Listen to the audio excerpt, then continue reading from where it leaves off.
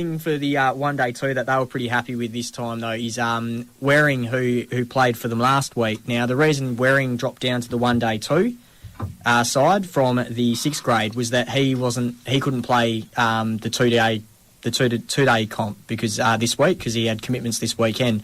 So he actually dropped down to the 1 day comp last week. Absolutely smashed it in the bowling and in the batting.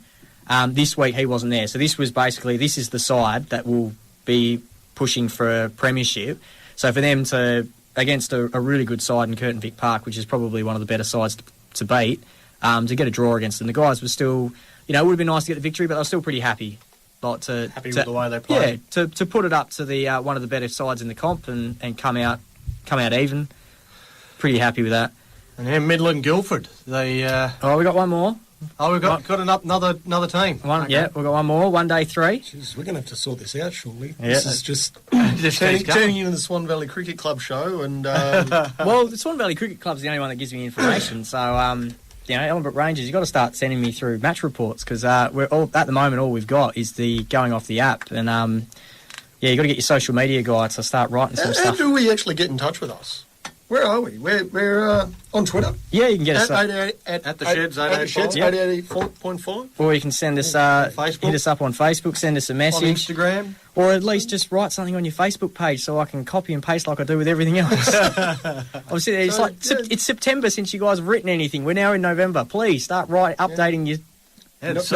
Not happy with our content? Get involved with us, please. Yep. Come on, people. That's it. You want as much content as we can get. Talk to us. Noel sends us a match day report every Monday about what's happened on the weekend. I've got the full... What's the last one from Swan Valley? The last one from Swan Valley, 1 day 3. Now, this is interesting as well because Noel sends me a match day report for every game, even the ones that I'm actually at, and he still seems to know more about what's happened than what I know than I was there. I don't doubt that. I doubt that for a second. So, look, 1 day 3 went down to Western Suburbs, 162 to 161.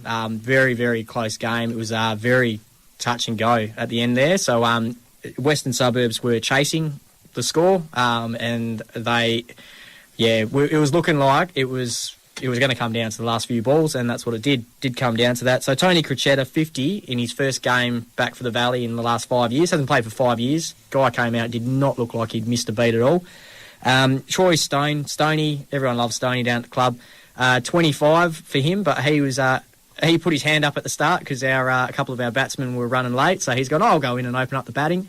And I think they got him out. He was the 7th wicket to fall, so he was out there for pretty much the whole day. He was absolutely buggered by the time he'd come back in. What was his name? Troy Stone. And his nickname Stoney? Yep. Come on, Swan Valley. Pick up a nickname better than that. Oh, you can't go wrong with Stoney. I think there's actually 3 Stonies, to be honest. So Stoney, and Stoney. Yeah, why not? Stoney. Pebbles. How can you play? You're Brucey. Yeah, well... The last name No. Brucey. No. That's the only official nickname that I run with, and that's the only one you're going to know about right now. There are many. That's one of the only ones I do answer to. Now, Stoney also got a 1 for 20 in the bowling. Should have been 2 for 20, to be honest. He bowled an absolute ripper LBW that the umpire didn't call, and we're all a bit gutted on that one, but we'll move on from there. But one of the most comical run-outs I've ever seen in any form of cricket, so the batter, who was toweling us up, in all respect, for Western Suburbs, he's driven it straight to mid-wicket and then just started walking out of his crease and started cleaning off the leaves. So Tony Crocetta's picked it up, looked at him, looked at the umpires, and then thrown it at the wickets. And both the umpires looking at each other going, it's not a dead ball. Sorry, mate. You're out. You're out. So he didn't smear it through the covers down to the boundary for 4, and he thought, oh, well, I've got a bit of time. They'll be picking that up for a while. No, it was absolutely phenomenal. Like, everyone has just stopped, except for Tony, and thrown it at the wickets. And everyone else, all of us are looking like, what the hell is he doing? What the hell just happened? It was absolutely phenomenal. I was standing next to the square leg umpire, and I just said to him, mate, do you guys have kangaroo court? He goes, oh, you bet we do. Yeah. So that bloke's he's just kind of like he's just looking at us and he goes, I don't know what I'm doing, and just started walking off. Like, neither do we. No one. It was phenomenal. No one knew what was going on. It was like one of the most comical outs I've ever seen. Like, it was just. We're trying to explain I it. wish that one was on video. That's exactly. Like, that's one of almost those cricket legends, right? That'd be one that'd go viral, sure. Yeah. But yeah, I mean, like I said, Tony Crocetta hadn't played in 5 years. He's come out and did not look like he'd missed a beat at all. Just slogged 50. Every time it was he was facing, the captain's like making 50 million changes to the field. He's like, and then he just picks the gap that's about half an inch wide to hit another 4. It was just funny to watch, really. He notched up 50 pretty quick, and then got a slight edge straight to the wicket keeper. And to his credit, didn't even wait to see if the umpire called or not. Just walked it. Yep, very very good sportsman. Very Gilchrist-like. That's good on him. Yep. No, it was not my go, but whatever. Yeah. All right, so let's move into Midland Guildford, and they not looking too good for the first day. Well, the positive is they made 100, which in 2 games last week they didn't. So they made 100. 107 against Willetton. I don't think that's going to be good enough, to be honest. What are they at the moment? They're 107. 2 for 70? Yeah, 2 for 70. Yeah, it's not looking great. No. I actually was making notes on it, and I was going through the stats, and there wasn't even anyone that was worth writing down. It was all Michael Olsen top scored first game in the top grade in 2017, but he made 18. So you're right. Well, first game, you can't really drop him if he's the top scorer, can you? Well, he's a bloke that's been around for a long time, but first game in the top... So he's made a couple of 50s, or 50 and I think 40-odd in second grade, and got promoted to the top grade, and you can't do too much more than top score, but when you top score with 18...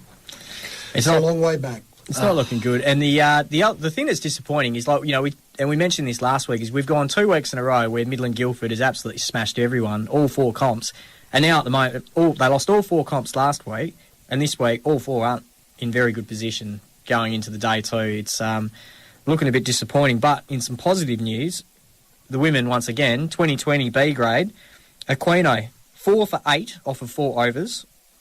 And she's gotten 35 off 37 not out to lead the team to a 62-61 victory over Subiaco Floreat. The girls smashed them. Like, They set a target of 61, and in saying that, they got 62, no wickets. So they still 10 wickets in hand. Oh, so it's 10 wicket victory. It was, the girls are definitely setting the tone at the moment as far as the cricket goes. It looks like the girls are the ones to keep an eye on in the MGCC. Yeah, definitely. And like I said, Aquino 4 for 8 off 4 and 35 off 37. Yeah, she wasn't stuffing around. She wanted a quick game. Quick game's a good game, so let's get it done. Yep, yeah, exactly. Talk about Willetton. Matt Hannah's a bloke to keep an eye on. He took 6 for 41. He's got 19 wickets already this year. We've only had like 4 games, haven't we? 4? Oh, jeez. 4 games, 19 wickets at it's a fair an average of less than 10. Jeez. That's I'd be bringing him on from both ends. That's it. Yeah. If you're fit, that's it. Yeah, he's in pretty handy form. I think he's around that. I think he was in the WA second 11 team in the first game, so I'm assuming he's going to be playing this weekend as well for the WA second 11 against ACT. Well, it'd be a big out for Willetton then, because it'll be 2 second days this weekend. So yeah, big out for them. We'll see what happens. But I mean, there's a few that'll affect. I think Nick, Darcy. Was it Sean Darcy or Nick Darcy, the cricketer? Oh, it'd have to be Nick. Sean Darcy's the football player. Yeah, so I knew one was a footballer and one was a cricketer. But close enough. Darcy, yeah. Yeah. Darcy's come into the WA team, so he played for Willetton as well, so obviously he's not going to be available for day 2 either. So I suppose that's the nature of the Premier grade, that players, they get promoted and come back and it's all over the place, and you never know who you're going to get, particularly in the 2 day from one day to the next. So.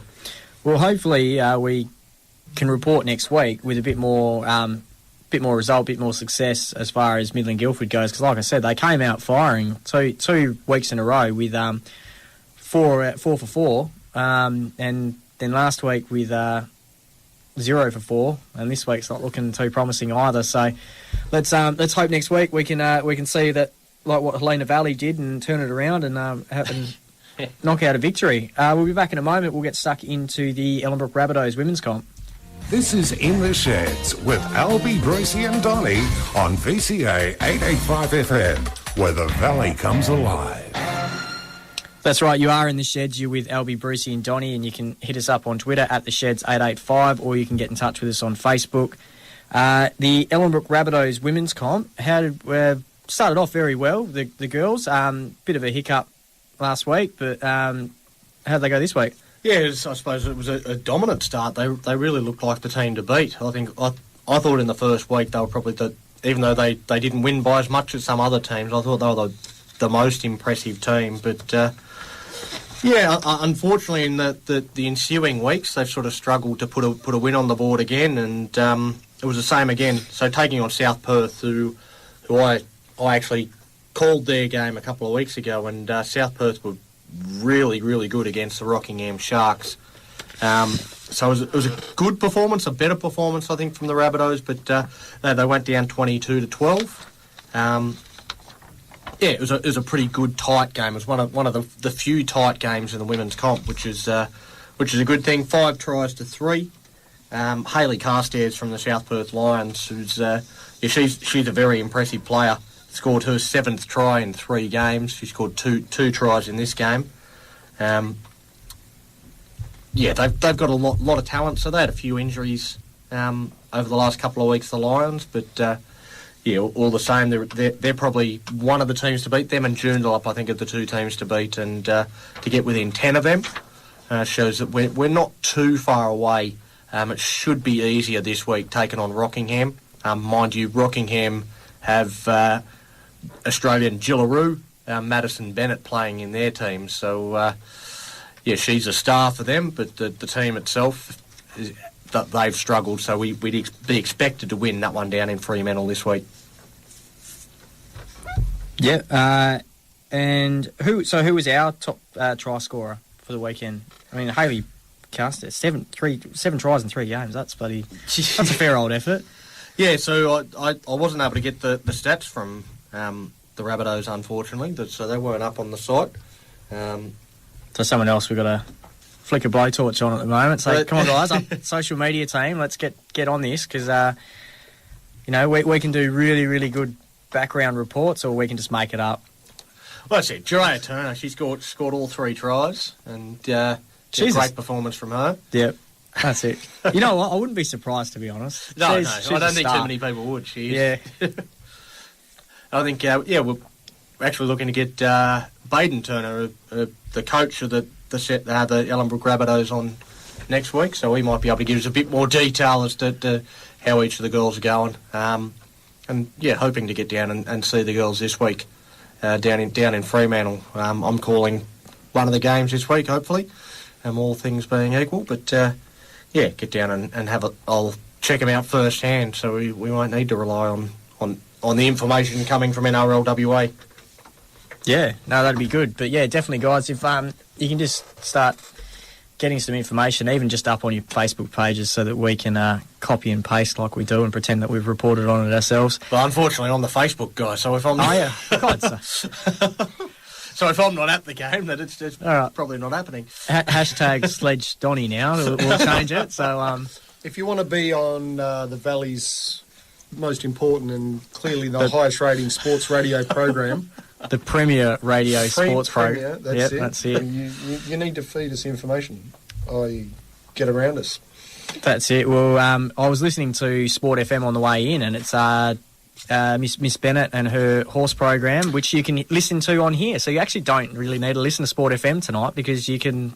John Bennett, she's got a program on here. Star of 88.5. Yep, does her horse program. So Wednesday nights, you can pretty much ride off Sport FM. You can listen to 88.5, and you can just catch up with Deanne Bennett during the week.